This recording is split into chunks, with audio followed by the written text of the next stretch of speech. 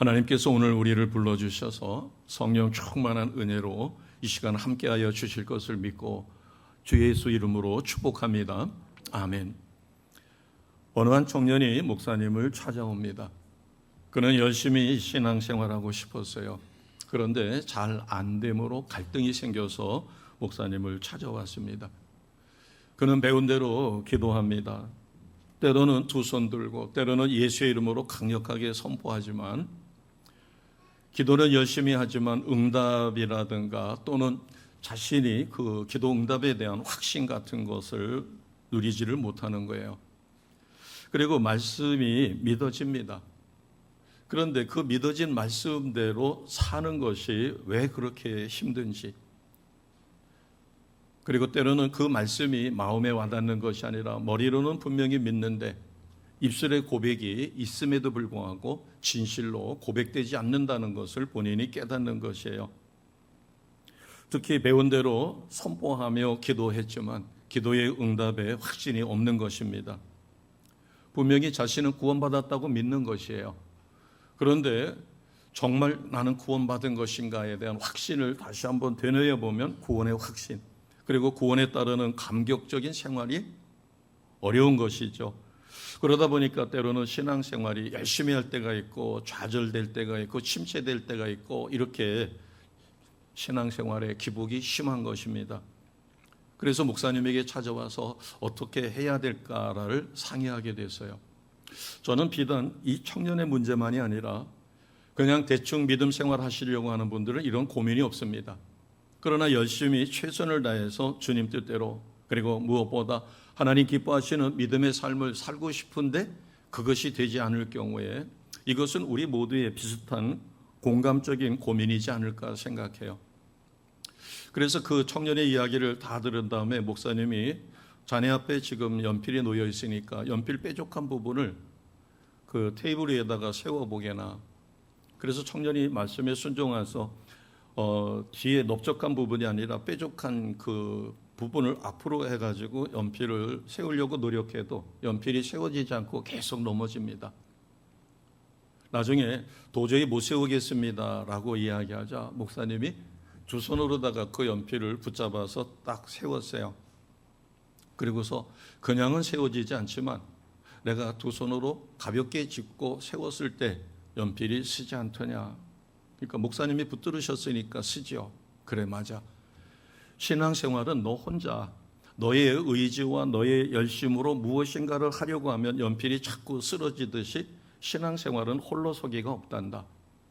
내가 두 손으로 이 연필을 붙들었을 때 연필이 똑바로 쓴 것처럼 너가 성령님에 사로잡혀서 예수님의 품 안에 너가 온전히 있을 때 너는 너가 원하는 믿음의 삶을 살 수 있고, 또 믿어지는 믿음뿐만 아니라 성령의 강력한 기름 부으심으로 성령의 능력이 너에게 있어야 너가 선포한 대로, 그래서 병이 낫거나 아니면 상한 심령이 회복되거나 이와 같은 역사가 일어난단다.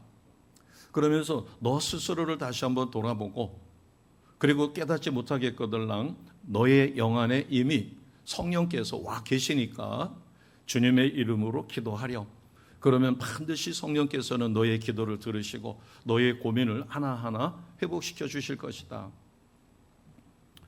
오늘 이 말씀은 본문에 나와 있는 제자들에게 하신 말씀과 같은 맥락입니다. 성령의 능력을 받는다라고 하는 것은 49절에 보면 예수님께서 말씀하신 위로부터 능력이 입혀질 때까지 이 성에 머물라 하신 말씀과 같은 말씀이에요. 우리가 아시는 것처럼 예수님의 제자들은 예수님을 열심히 따라다녔습니다. 무려 3년여 동안. 그래서 예수님으로부터 최고의 가르침을 받았죠. 또 신앙훈련도 받았습니다. 기도훈련도 받았어요. 전도훈련도 받았습니다. 그런데 제자들은 그것만으로는 사역을 감당할 수가 없었어요. 예수님의 제자들은 예수님께서 인류를 위하여 십자가에 죽으실 때 그 죽으신 모습을 봤습니다. 그리고 3일 만에 다시 살아나신 그 부활의 주님을 다시 만났어요. 그리고 무려 40일 동안 부활하신 주님으로부터 하나님의 나라에 대해서 가르침도 받았어요. 그런데 부활하신 주님을 만났지만 그들은 낙심하여 어찌할 바를 몰라 좌절하여 그래서 베드로와 몇몇 제자들은 다시 갈릴리 바다로 돌아가서 물고기를 잡습니다. 오늘 24장 그 앞부분에 나와 있는 부분이 바로 그런 부분이에요. 갈릴리 바닷가에서 낚시험에서 다시 옛날 생업으로 돌아갔던 제자들을 예수님은 직접 찾아가셨어요. 그리고 그들을 위하여 생선을 굽고 그들의 허기진 배를 채워주시고, 그리고 말씀으로 특히 베드로 같은 경우는 주님을 3번이나 부인했기에 그를 다시 심령을 회복시키시고, 그리고 승천하시기 직전에 제자들에게 주신 말씀이 오늘 44절서부터 49절입니다. 특히 49절을 보겠습니다. 49절을 보시면 너희가 위로부터 부어질 성령의 능력을 받지 않으면 내가 너희에게 준 사명을 감당할 수 없다라고 말씀하시는 것이에요. 자, 49절 우리가 같이 선포하겠습니다. 시작. 볼지어다 내가 내 아버지께서 약속하신 것을 너희에게 보내리니 너희는 위로부터 능력으로 입혀질 때까지 이 성에 머물라 하시리라. 아멘. 그러면서 50절에 보면 제자들을 데리고 베다니 앞까지 가서 그들을 일일이 손을 들어 축복 기도해 주신 다음에 하늘로 올라가셨어요. 그러니까 예수님께서 하늘로 올라가시기 마지막 제자들에게 주신 유언과도 같은 당부, 명령이 위로부터 능력이 임할 것이니 너희가 흩어지지 말고 이 성에 머물라. 우리가 사도행전 2장에 보게 되면 주님의 이 말씀에 제자들은 순종합니다. 그리고 위로부터 임할 하나님의 능력, 하나님께서 약속하신 그 약속을 이루어 받기 위하여 전심으로 기도할 때 우리가 이미 알고 있는 것처럼 마가의 다락방에 오순절날 강력한 성령의 기름이 부으심이 성령의 임재로, 그래서 그들은 그 성령의 충만함을 받았을 때 실패자가 아니라 담대한 능력자요, 가는 곳곳마다 기적과 표적이 따르는 삶을 통하여 복음을 증거합니다. 아멘. 한 청년이 목사님을 찾아가서 자신의 고민을 이야기했던 것처럼 제자들도 성령을 받기 전에는 무능한 삶을 살 수밖에 없었어요. 오늘날 우리가 60년대, 70년대를 되돌아보게 되면 지금 연세가 있으신 분들은 아실 겁니다. 여기 청년들은 그때를 말로만 들었을 것이에요. 교회는 많은 분들이 와서 기도하는 기도의 처소가 됐어요. 지금은 전기를 24시간 우리가 제한 없이 마음껏 씁니다. 또 정전도 거의 일어나지 않아요. 그러나 그때는 제한 송전이라고 해서 저녁 먹는 1시간만 불이 들어왔어요. 물론 낮에는 안 들어옵니다. 그리고 1시간 동안에 얼른 밥을 지어서 먹거나 아니면 어둑어둑해지기 전에 식사 준비를 다 마치고, 그런 다음에 상당수 열심히 있는 크리스찬들은 교회로 와서, 교회는 강대상에 초 한 그룹 세워놓으면 나머지는 깜깜한 그곳에 모여서 기도합니다. 전심으로. 지금은 등의자라든가 장의자라든가 또는 여러 가지 교회 환경이 좋았지만 그때 당시는 교회 환경이 열악했어요. 그리고 푹신푹신한 방석이 있으면 너무 감사합니다. 때로는 가난한 교회는 방석조차 없어서 그냥 맨바닥에 무릎 꿇고 1시간씩 2시간씩 간절히 기도하고 돌아가거나, 또는 열심히 있는 분들은 밤에 철야하며 새벽 기도를 맞이합니다. 그와 같은 기도의 능력. 그러나 오늘날 대다수의 성도들은 내게 능력 주시는 자 안에서 무엇이든지 할 수 있다라고 하는 확신을 갖고 할 수 있다라는 승리의 확신보다도 해봐도 안 된다라고 하는 패배의식이에요.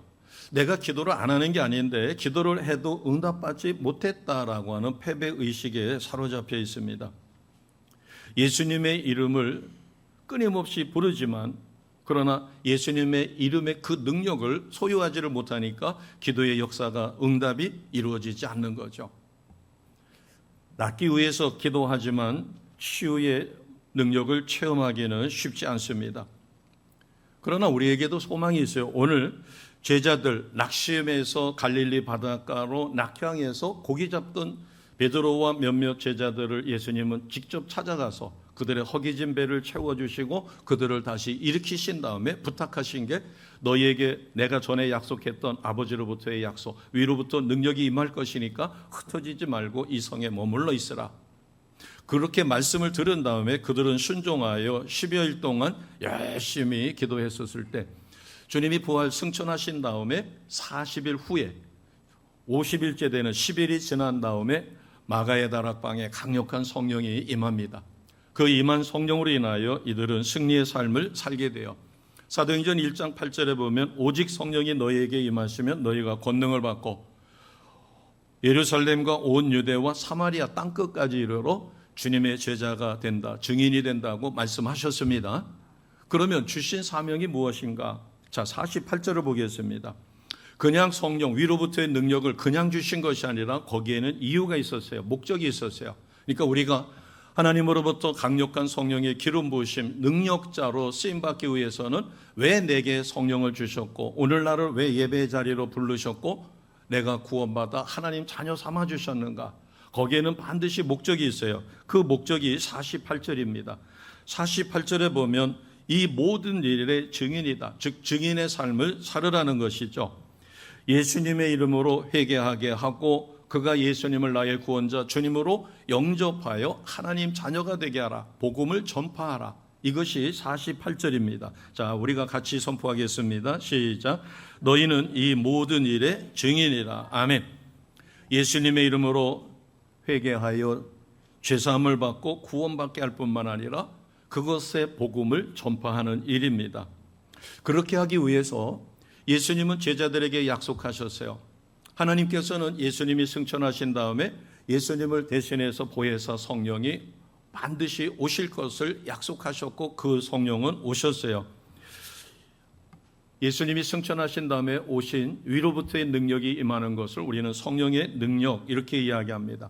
이것은 사람의 지혜나 사람의 힘으로 얻어지는 것이 아니라 하나님께서 택한 자녀에게 주시는 초월적인 능력입니다. 이 성령의 능력을 받아야 나의 삶이 변화돼요. 우리가 머리로는 믿을 수 있습니다. 그러나 머리로 믿은 것이 마음에 와닿는데 그것이 쉽지가 않을 수 있어요. 그러나 성령의 강력한 기름 부으심이 임하게 되면 들은 말씀이 그대로 믿어지고 믿어진 말씀이 그대로 선포되며 선포될 때 역사가 일어납니다. 아멘. 이와 같은 삶을 누리시기를 주님의 이름으로 축복합니다. 나에게도 주님은 기적과 표적이 따르는 삶을 원하셨어요. 주님의 제자들이 둘씩 짝지어 주님으로부터 기도의 능력을 덧입기를 소망하며 막상 전도 현장에 갔지만 병든 자도 고치지 못하고 기적의 표적이 일어나지 않았어요. 그들은 풀이 죽어서 돌아왔죠. 그러자 예수님께서 말씀하셨어요. 너희가 기도 외에는 그런 능력이 나갈 수 없다. 예수님께서 왜 그들을 파송하면서 둘씩 짝지어 전도를 보내면서 기도 안 해주셨겠어요? 기도를 해주셨어도 본인이 전심으로 기도하여 성령의 역사를 받아야 합니다. 아멘. 우리가 이렇게 생각하면 됩니다. 내가 예수님을 나의 구원자 주님으로 영접하게 된 것은 100% 하나님의 은혜입니다. 이것을 믿어지는 믿음, 구원받는 믿음이라고 그래요. 믿음에는 크게 두 가지가 있습니다. 구원받을 수 있는 믿음. 그래서 100% 하나님의 은혜 가운데 성령이 나를 감동시켜 예수님이 나의 구원자여 주님이신 것을 믿고 구원받아 하나님의 자녀가 되었습니다. 자, 하나님의 자녀가 되었으면 사람에게는 육이 있고 혼이 있고 영이 있어요. 이 세 가지 중에 안 믿는 사람에게는 영이 죽어 있습니다. 그러나 예수님을 나의 구원자 주님으로 영접하는 그 순간 성령의 도우심으로 나에게는 하나님의 사람의 영이 살아. 성령께서 어디에 계신가 하면 나의 영 속에 와 계십니다. 보통 세상 사람들 또는 어지간한 사람들은 주님이 어디에 계시냐면 나의 마음 속에 계신다라고 하는데 보통 세상에서는 마음을 혼이라고 이야기합니다. 그러나 혼의 세계는 성령을 받지 못해요. 물론 내 안에 성령께서 내 안에 영이 성령을 받아서 나의 혼의 세계에다가 감동을 주게 되면 나는 깨달음을 받아서 움직이게 돼요. 그러나 믿지 않는 사람은 성령의 감동을 받아 누리지 못합니다. 자, 이것을 우리는 구원받은 믿음이라고 그래요. 자, 예수님을 나의 구원자 주님으로 영접하여 하나님의 백성이 된 다음에는 어떤 삶을 살아야 되는가? 능력 있는 삶을 살아야 합니다. 자, 능력 있는 삶을 살기 위해서는 우리가 눈으로 볼 수 있는 믿음을 내가 점검해 봐야 돼요. 자, 어떤 믿음일까? 에스겔서에 보면 성전에서 물이 흘러내립니다. 생수가. 그래서 발목까지 차죠. 그 다음에는 무릎까지 찹니다. 그 다음에는 허리까지 차요. 그 다음에는 온 몸을 적실 수 있는 완전히 큰 강이 돼요. 그러니까 우리가 믿음 생활을 처음 할 때는 세상 재미도 있고 신앙생활 재미도 있어요. 왜? 발목 신앙이니까. 물이 발목까지 찼어요. 바닷가에 물이 발목까지 차게 되면은 탐방탐방 뛰어다녀도 재미있습니다. 물을 탁탁 튀기면서 내 마음대로 뛰다닐 수 있어요. 그러나 물이 무릎까지 차게 되면 팔딱팔딱 뛰기는 어렵습니다. 더군다나 물이 허리까지 차게 되면은 내가 물을 거스르기가 쉽지 않아요. 그러나 물이 완전히 나의 키를 넘게 되면 능숙한 수영 솜씨가 없는 한 그 물을 감당할 수 없습니다.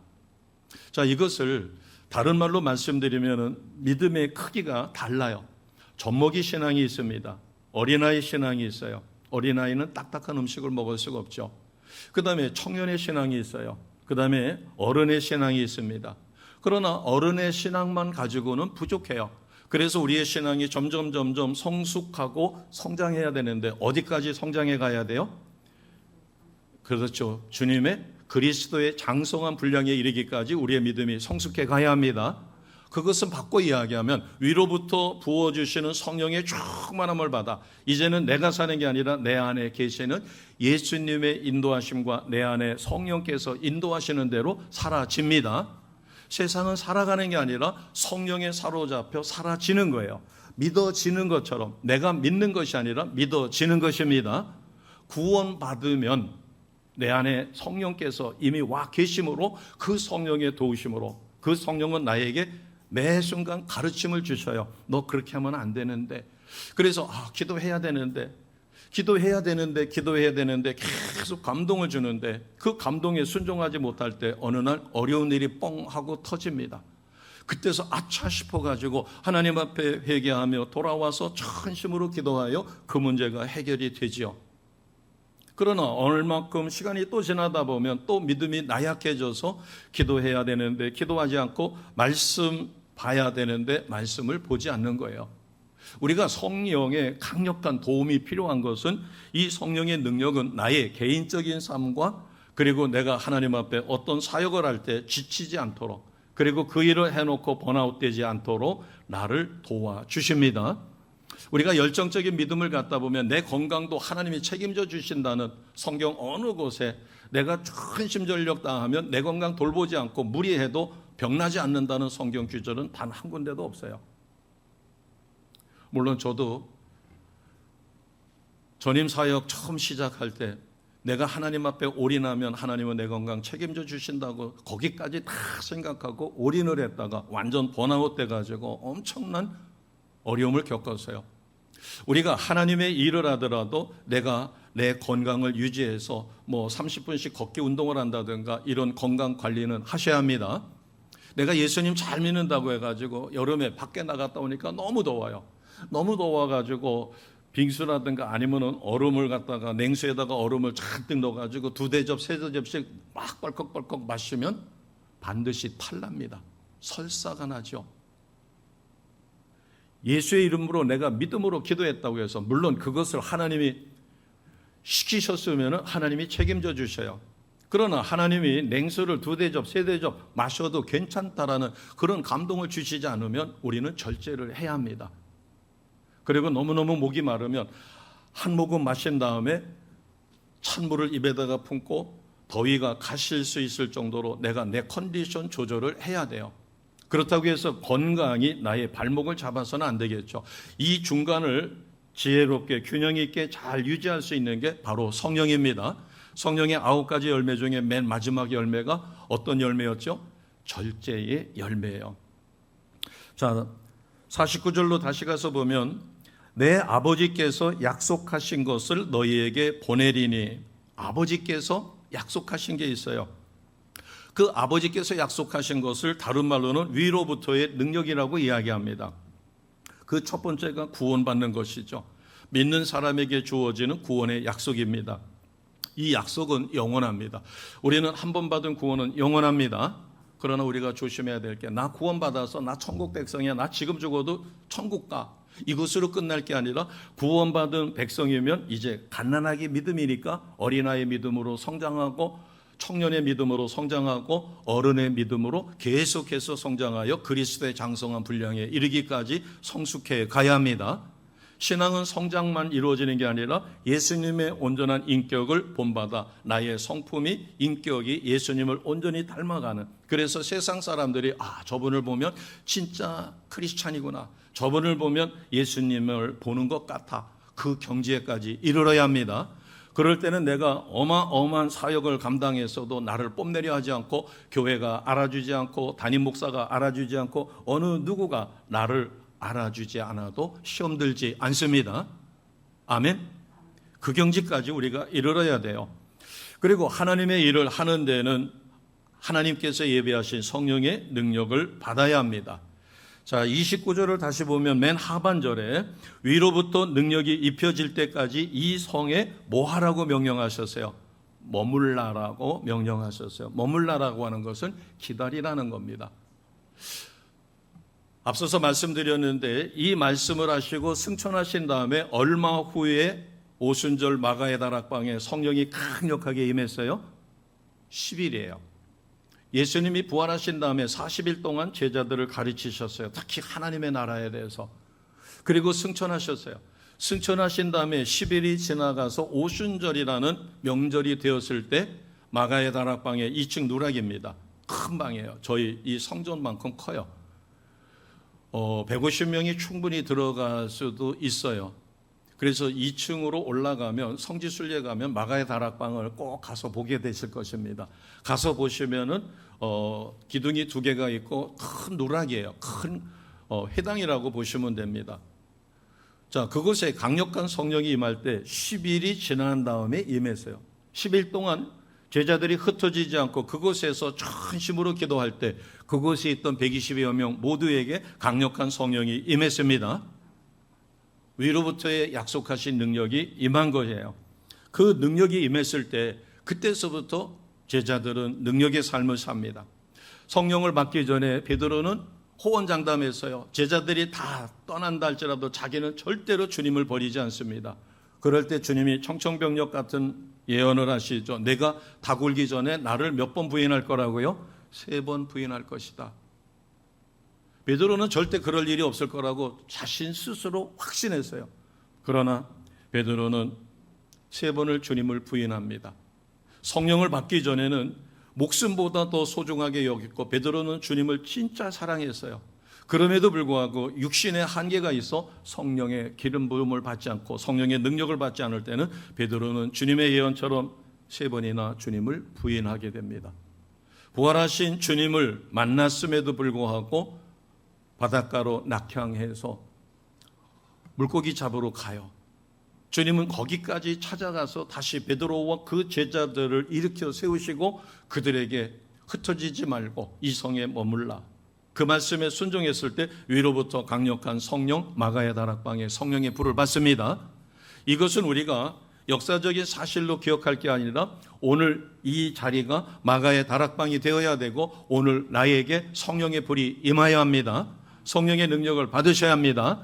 성령의 능력을 받지 않으면 베드로가 육신적으로는 주님을 정말로 끔찍히 사랑했고 자기 목숨보다 사랑했지만 결정적인 순간에 주님을 3번이나 부인했던 것처럼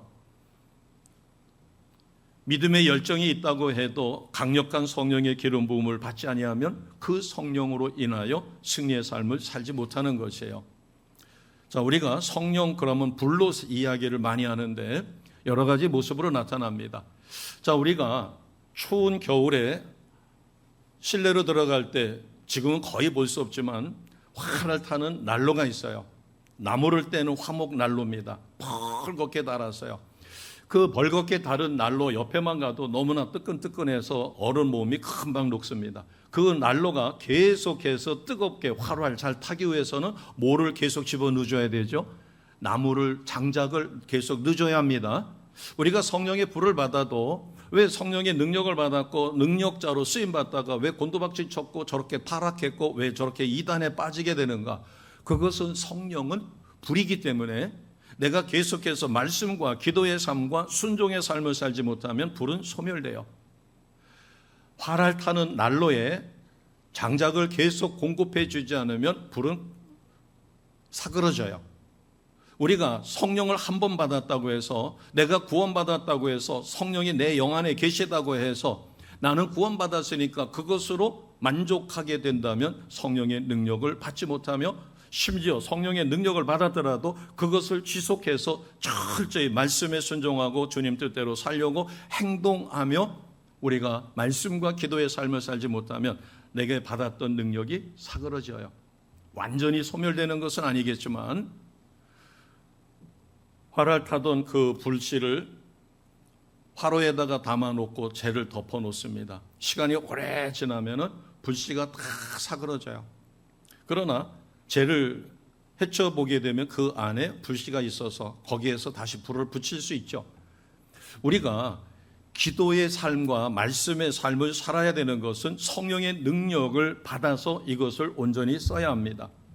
자, 우선 성령의 역사가, 이 성령의 능력을 받게 되면 나타나는 세 가지 구원의 역사가 제일 먼저 나타납니다. 첫째는 죄를 깨닫게 돼요. 세상에서는 법을 어기지 않으면 죄라고 안 그럽니다. 도덕적인 것을 어기지 않으면 죄가 아니에요. 그러나 우리는 누구를 더 사랑하지 못했고, 더 기도하지 못했고, 주님 뜻대로 살지 못한 것이 세상에서는 아무런 문제가 없어요. 법적으로도 도덕적으로 문제가 없지만, 그러나 성령이 나를 책망하셔요. 죄다라고 하는 걸 깨닫게 하셔요.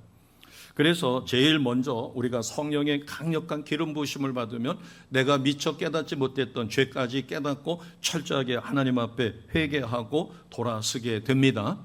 자, 요한복음 16장 8절 말씀이에요. 요한복음 16장 8절 말씀 같이 하겠습니다. 시작. 그가 와서 죄에 대하여, 의에 대하여, 심판에 대하여 세상을 책망하시리라. 아멘. 성령이 어떤 분이신가를 가르쳐 주신 주님의 말씀에 그가 와서라고 하는 것은 성령이 임하게 되면 내가 깨닫지 못하던 것을 죄라고 깨닫습니다. 어떤 권사님이 배움이 짧아요. 그러다 보니까 책이라든가 다른 것을 통해서 많은 지식을 습득하지 않습니다. 또 목사님이 말씀하셔도 그 말씀을 이렇게 받아들이는 게 좀 더뎌요. 그래서 계속해서 기도 생활을 하다 보니까 어느 날 주님께서 말씀하시는 것이에요. 자기는 이제 어지간한 생각나는 죄를 다 회개했다고 생각했는데 너가 살인죄를 저질렀다라는 감동을 주신 거예요. 깜짝 놀라서 주님, 저는 누구를 죽인 적도 없어요.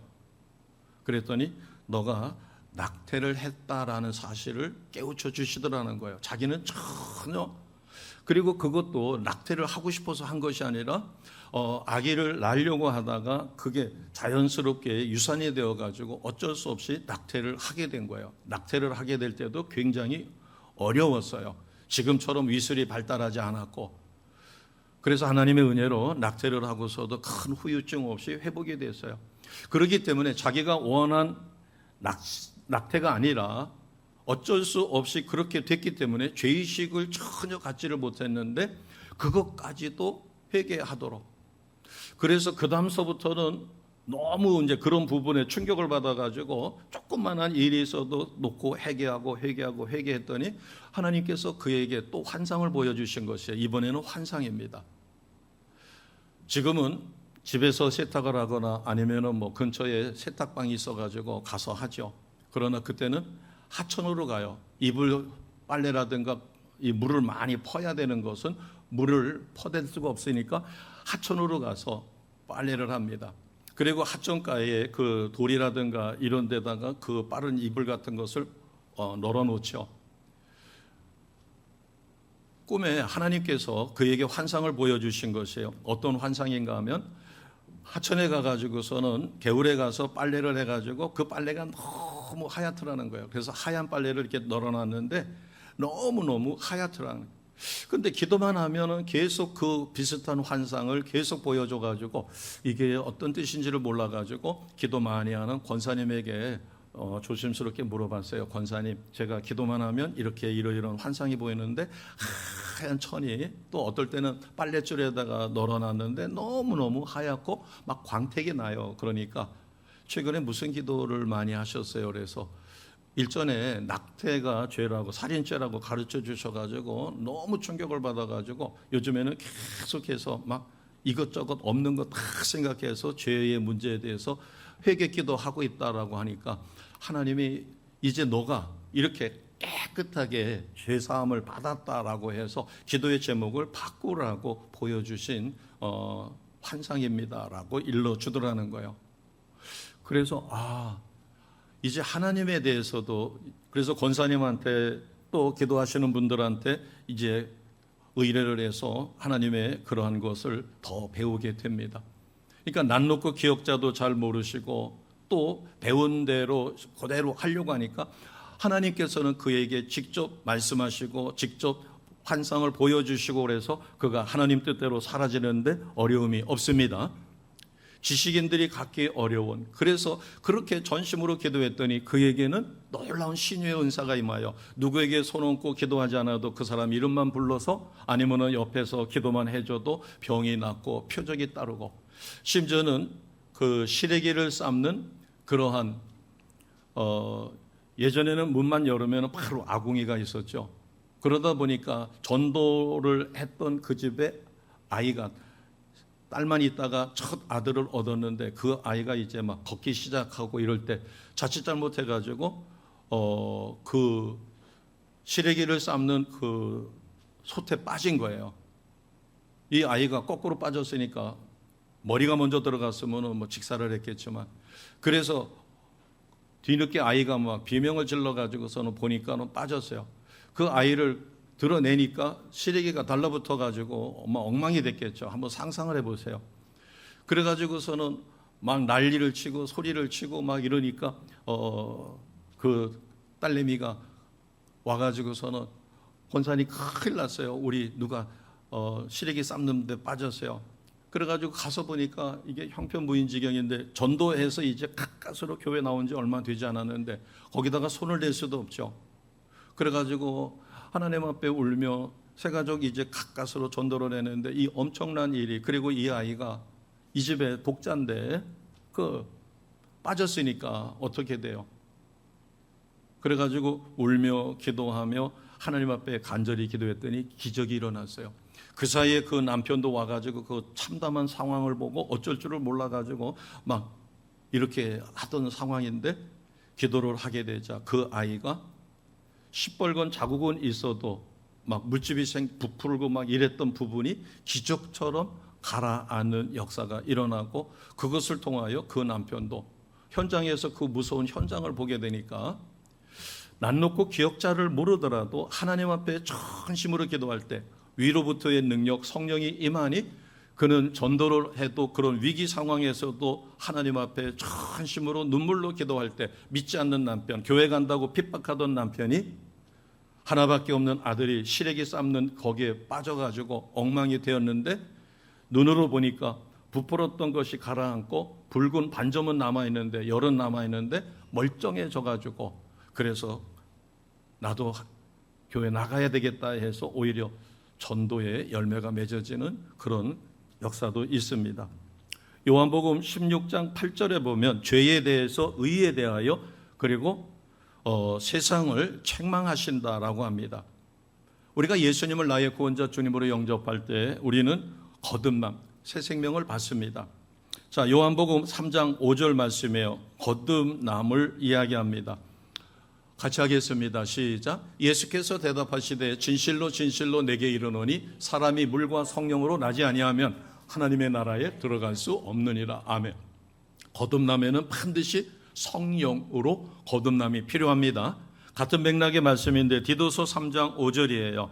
디도서 3장 5절 같이 갑니다. 시작. 우리를 구원하시되 우리가 행한 바 의로운 행위로 말미암지 아니하고 오직 그의 긍휼하심을 따라 중생의 씻음과 성령의 새롭게 하심으로 하셨나니. 아멘.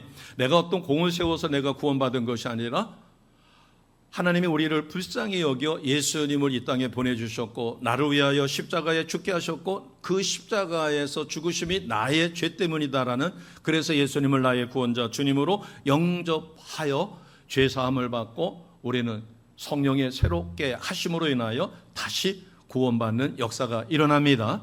아멘. 그런가 하면 성령은 나의 어디에 계시는가? 자, 요한복음 14장 16절입니다. 요한복음 14장 16절 같이 하겠습니다. 내자가 빠졌네요. 내자를 넣어서 하시면 되겠습니다. 시작. 내가 아버지께 구하겠으니 그가 또 다른 보혜사를 너희에게 주사 영원토록 너희와 어떻게 하시긴다고요? 함께 있게 하리니. 자, 함께 계신다라고 할 때 밖에 계신 것이 아니라 이미 내가 예수님을 나의 구원자 주님으로 영접하는 그 순간 나의 영이 살아나 내 영 속에 성령이 와 계십니다. 그래서 내 안에 내주하시는 성령님, 그러니까 성령님은 내 안에도 계시고 지금 이곳에 와서 임재하고 계십니다. 여기만 계신 게 아니라 오늘 예배를 드리는 모든 교회, 대한민국만이 아니라 전 세계 모든 곳에 무소부재하시기 때문에 그곳에 다 성령으로 임재하여 역사하시는 그 성령님, 그래서 함께 하신다.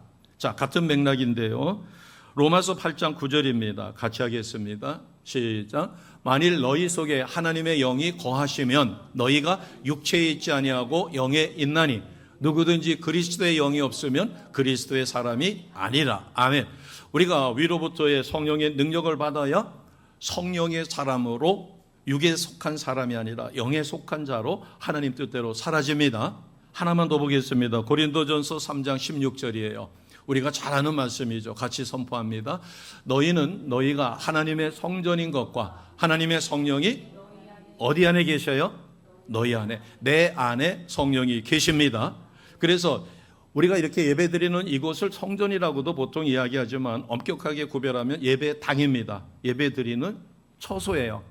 그러면 진짜 성전은 누구예요? 성령이 머무는 나를 거룩한 성전으로 하나님은 인정해 주셨습니다. 그래서 성전, 너희가 하나님의 성전이다. 왜? 하나님의 성령이 머무시는 것이기 때문에. 그래서 하나님의 거룩한 성전인 나를 죄를 짓는다는 것은 성전을 더럽히는 것이죠. 예수님께서 성전을 깨끗이 하셨어요. 그 성전 안에서는 물건을 팔 수가 없습니다. 그 다음에 양이라든가 이런 걸 갖다 놓고 할 수가 없어요. 그런데 타락하니까 성전 안에 그 물건들을 갖다 놓고 팔고 이렇게 하니까 예수님이 그들을 다 내쫓으시고 성전을 깨끗하게 하셨다 이렇게 합니다. 그것은 예배드리는 처소, 그것을 이야기하지만 내가 성령을 받았을 때 아까 요한복음 16장 8절에 성령이 오시면 내가 깨닫지 못하는 죄까지도 깨닫게 하신다라고 우리는 말씀을 배웠습니다. 아멘. 자, 그러면 성령은 45절을 보겠습니다. 45절을 보시면 예배를 드리는 데만 성령이 계시는 게 아니라 우리의 일상생활 24시간 내내 성령은 나와 함께 하셔요. 그래서 하나님의 말씀대로 살 수 있게 만들어 주십니다.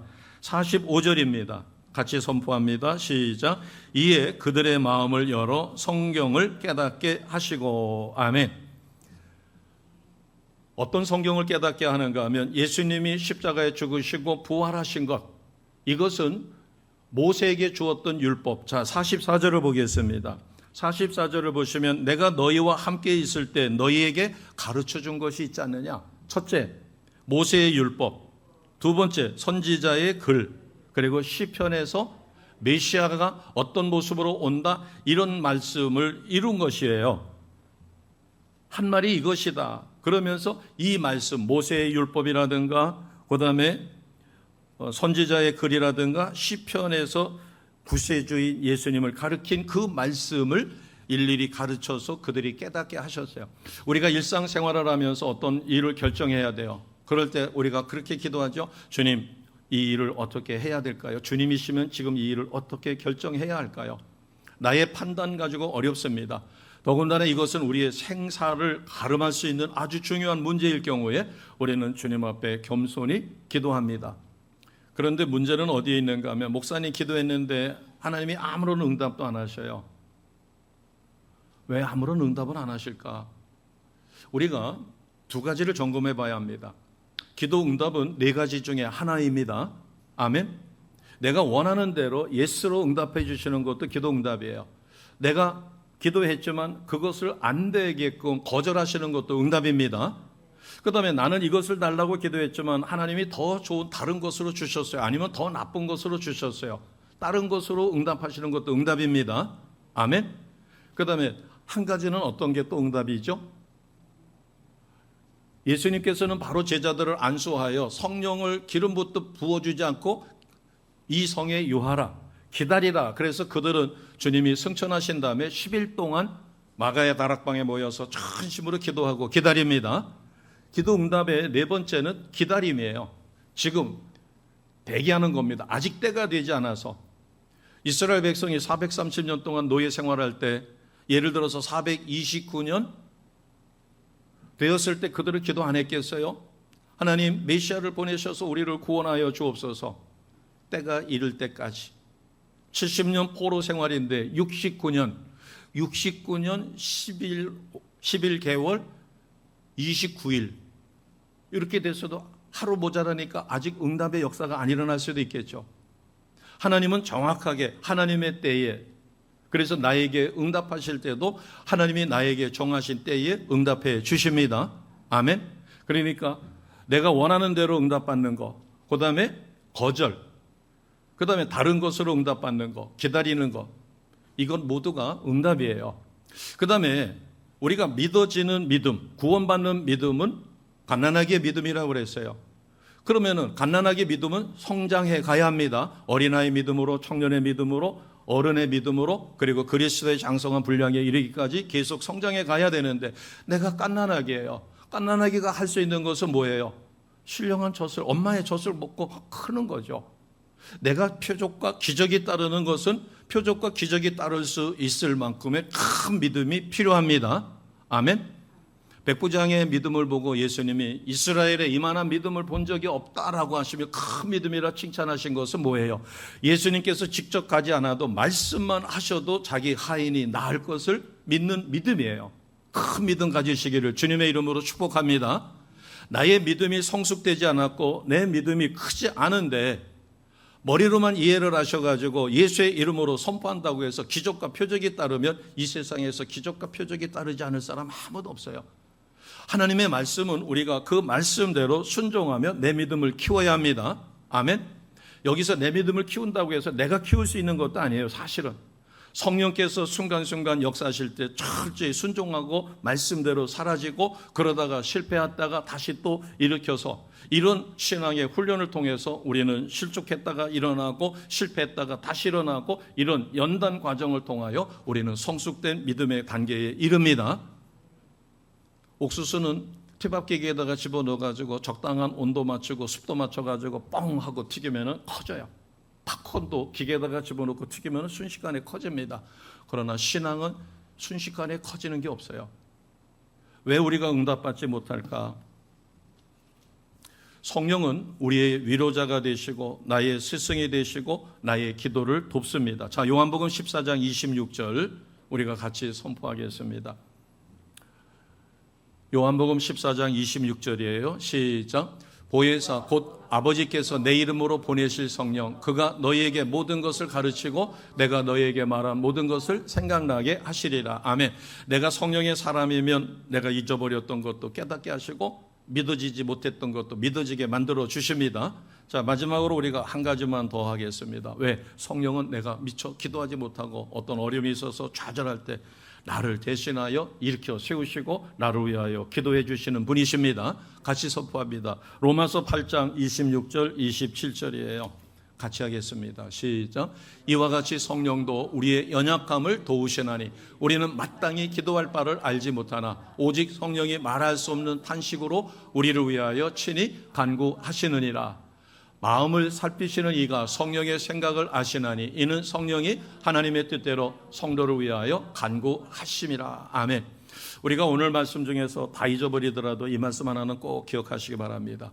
우리가 동물의 왕국을 보면 연약한 짐승들, 사슴이라든가 이런 유의 맹수의 밥이 될 수 있는 그들이 물을 먹어야 돼요. 동물의 왕국에 보면은 이 초원에서는 물을 먹지 않으면 사람도 동물도 살 수가 없어요. 그들이 목이 마르면 물을 먹으러 가야 합니다. 그러면 물을 먹으러 갈 때 물속에는 악어가 기다릴 수도 있어요.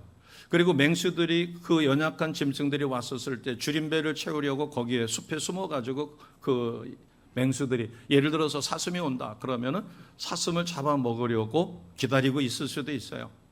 그래서 사슴이 목이 말라 시냇물을 찾는다고 하는 것은 우리가 목가적으로 평온한 그런 것이 연상이 아니라 그 사슴은 살기 위하여 물을 먹어야 되지만 목숨을 걸고 그 물가를 찾아갑니다. 그러다가 맹수의 습격을 받을 수 있어요. 그래서 때를 지어서 가게 되면 한 마리는 잡혔을지라도 다른 마리들은 도망을 가니까 그래서 목숨 걸고 물을 찾는 거예요. 목마른 사슴이 시냇물을 갈급하듯이 갈급하는 심령, 절박한 심령으로 우리가 성령의 위로부터의 능력을 구하시면 성령께서는 반드시 역사해 주십니다. 다른 것은 다 잊어버리더라도 갈급하는 심령, 목마른 사슴이 시냇물을 갈급하듯이 갈급하는 심령으로 말씀 부여잡고 기도하며 성령의 능력을 구하실 때 하나님은 반드시 응답해 주십니다. 그래서 믿음이 성장하셔야 돼요. 어린아이 믿음이 갓난아기 믿음이 어린아이 믿음으로, 그 다음에 청년의 믿음으로, 어른의 믿음으로, 그 다음에 장성한 분량에 이르기까지 성장하시는 우리 모두가 되시기를 주님의 이름으로 축복합니다. 하나님은 반드시 능력을 주셔요. 왜? 사명을 감당하라고. 마지막 때 주의 손에 붙들려 쓰임받을 수 있도록 기도하겠습니다.